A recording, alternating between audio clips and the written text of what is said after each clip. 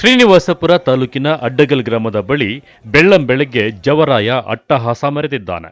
KSRTC bus ಹಾಗೂ ದ್ವಿಚಕ್ರ ವಾಹನದ ನಡುವೆ ಅಪಘಾತವಾಗಿ ಕಾಲೇಜಿಗೆ ಹೋಗಬೇಕಾಗಿದ್ದ ವಿದ್ಯಾರ್ಥಿಯೊಬ್ಬ ಮಸಣ ಸೇರಿದ್ದಾನೆ. ಅಪಘಾತದಲ್ಲಿ ದ್ವಿಚಕ್ರ ವಾಹನ ಸವಾರ ವಿದ್ಯಾರ್ಥಿ ಸ್ಥಳದಲ್ಲಿಯೇ ಸಾವನ್ನಪ್ಪಿದ್ದು, ಮೃತ ವಿದ್ಯಾರ್ಥಿ ತಮಟಂಪಲ್ಲಿ ಗ್ರಾಮದ 18 ವರ್ಷದ ಭಾರ್ಗವ್ ರೆಡ್ಡಿ ಎಂದು ಗುರುತಿಸಲಾಗಿದೆ.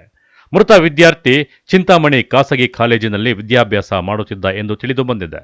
ಬಸ್ ಮಿಸ್ ಆದ ಕಾರಣ ದ್ವಿಚಕ್ರ ವಾಹನದಲ್ಲಿ ಅಡ್ಡಗಲ್ ಗ್ರಾಮಕ್ಕೆ ಬರುತ್ತಿದ್ದ ವೇಳೆ ಘಟನೆ ನಡೆದಿದೆ. ಇನ್ನು ಮಗನ ಮೃತದೇಹ ಕಂಡು ಕುಟುಂಬಸ್ಥರ ಆಕ್ರಂದನ ಮುಗಿಲು ಮುಟ್ಟುವಂತಿತ್ತು. ಗೌನಿಪಲ್ಲಿ ಪೊಲೀಸ್ ಠಾಣಾ ವ್ಯಾಪ್ತಿಯಲ್ಲಿ ಘಟನೆ ನಡೆದಿದೆ. NM Suresh, MM TV news, Srinivaspur.